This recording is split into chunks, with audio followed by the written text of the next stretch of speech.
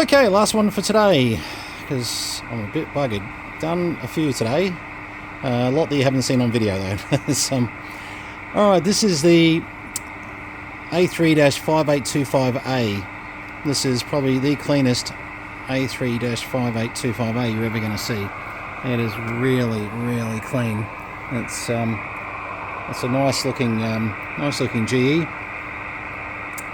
And this was the single board Cybernet version of these.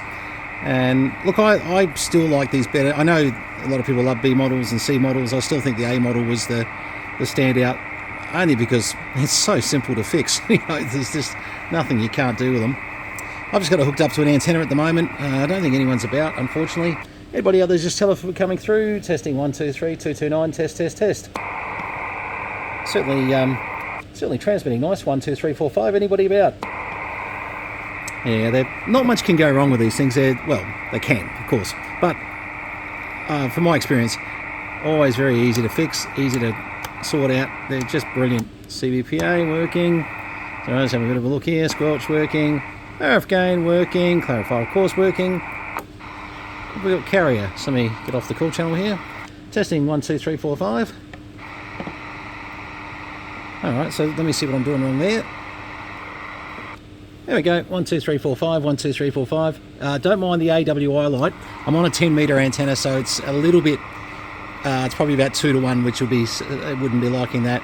But yeah, sorry, actually, as you'll see here, I end up pulling a mic to bits. Have a look. This is what happened.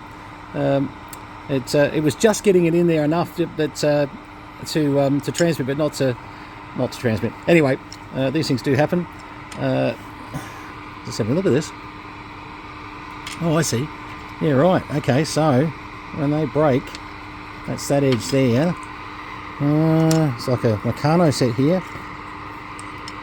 Trying to see. I thought it was that edge. Ah, yes, and that sits up against it like so. Yeah, got it. Anyway, have to glue one of those up. But yeah, all good. Anyway, good power on output there, so all good there. Isn't it crazy? I mean, these mics are bulletproof generally. The fact that they do have such a long, I mean, this thing here, they really are. That's how it goes back together. Sorry, I had it wrong before. You know, that's a pretty substantial system they had. This is the pivot here, and obviously that bit there pushes the plunger on the little switch on these things here, and just pushes it in. But over time, it's obviously fatigued through there, and yep. Anyway, you know, my laziness to never edit my videos is very obvious, because when we get something that goes wrong like that, and you know, suddenly no transmit, and radio's faulty, blah blah blah, we don't edit it. We just stop, have a look, and then we tell you what's gone on. You know, sort of. Look, there've been some videos that haven't made it to the you know, they've been left on the cutting room floor as such, and not made it. But that's when we've had radios where I've gone, oh my god, this is not worth showing. It's horrendous what's gone on, and we've had that with some radios where they have just sat around for so long, they've developed a cap problem.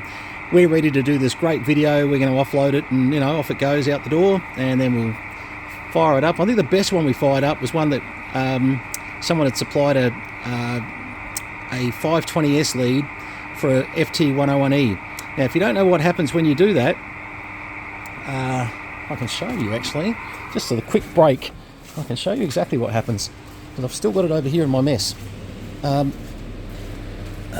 Where is it? That'll be it. See that transformer at the back there? That went up in smoke. Every board, what happens is it puts in 240 volts on the DC side. It still puts volts on the transformer. Lots of things happen, but it just went up in smoke, and it was horrendous. That was probably one of the videos that never made it. By the way, our packing area still working. We're actually just about to do. This is all books, paper. That'll be an interesting one. Anyway, these are a couple of B models we've got, but both at the moment got issues, and I don't have the time to look at them. I've got a customer who really wants a B model. I'm going to try and convince him to take an A model, obviously this video. But yeah, there's two B models not going.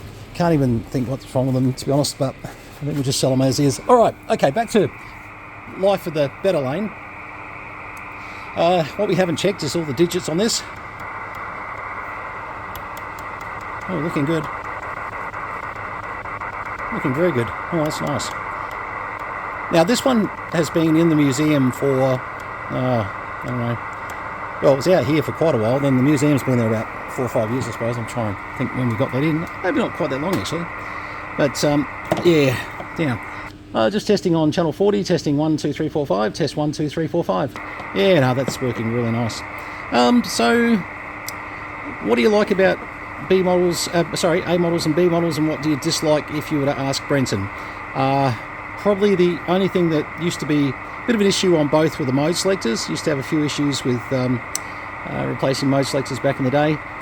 The A model, a lot easier to get into, single board instead of the dual board chassis. So, look, it doesn't take long to whip a board out of the B model, as long as you know what you're heading to do. But then you've got to put it back together to make sure, you put it all back in situ to make sure you've actually fixed the problem. So that's why the A model, is a lot easier. So is the C model. It's a pretty easy one to fix. But that being said, B models are a very reliable chassis. We sold about 10 of them to one client. We had a stack of them, like a shelf full of them, and most of them weren't going, to be fair, and he got them all going. So, it just shows. Anyway, that is the General Electric A model, and I think the only person that might have one as clean as this might be Paul Ashby down there in Melbourne. He's working on one. He's doing a restoration on one at the moment, which, knowing Paul, it'll come up cleaner than this. He's done some really nice, especially cosmetic work. We're all gone about the electronics of it, but Paul's specialty, whilst very capable of fixing a radio, don't get me wrong, but what a lot of people can't do is what he could do with the cosmetics, front panels and lots of stuff. Actually amazing, and there's some real talent there.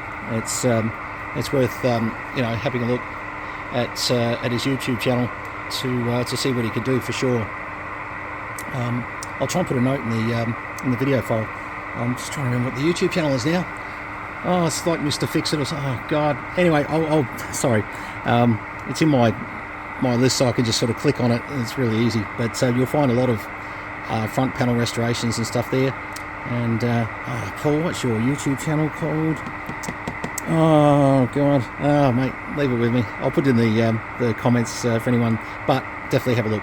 Anyway, this one, yep, she's looking pretty good. And please tell me there's no switches in the back or anything. You know what? I don't think there was, but no, we're good. Okay, that's good. I really didn't want to finish this video with, except for the 4 switches in the back where someone put in 92 extra channels. But as you can see, all the front panel switches do as they should, tone switches. So nobody's had a play here, which is nice, and certainly seems to be functioning extremely well. One last test. 1, 2, 3, 4, 5. Anybody out there, tell us if we're coming through on a General Electric A model. And this is the joys of living in Tangambalanga, northeast Victoria, in the middle of nowhere, where I have solitude and I have peace and quiet, but I don't have people local that can come back to me and say, "Hey Brenton, I'm hearing you." Probably my closest is a mate Greg, who look, you would hear him and I'd hear him too. He's up this direction in the Hume area. He's probably about 20 minutes drive from me, so it's still not a great signal in the fact that we've got a few hills between us, etc, etc, but certainly spoke to him the other day actually, and he was coming in quite well, and sold Greg a few bits, poor guy. His wife hates me, absolutely hates me. No, she doesn't. No, actually, Pauline and I get on very well, but I just wanted to say that just for the hell of it. All right, no, all wives should hate people who are trying to sell their husbands radios, though. It's a bit of a disease. All right, hope you've enjoyed having a look at this little General Electric A model. Just a bit of a last lesson. Why is it called the A model? It's the A on the end, where the B would be the double board unit as the distinction. So not the A at the front, the A at the end. A35825 dash, or not dash, A. And that's what made it an A model. All right, love them. All the best. Cheers.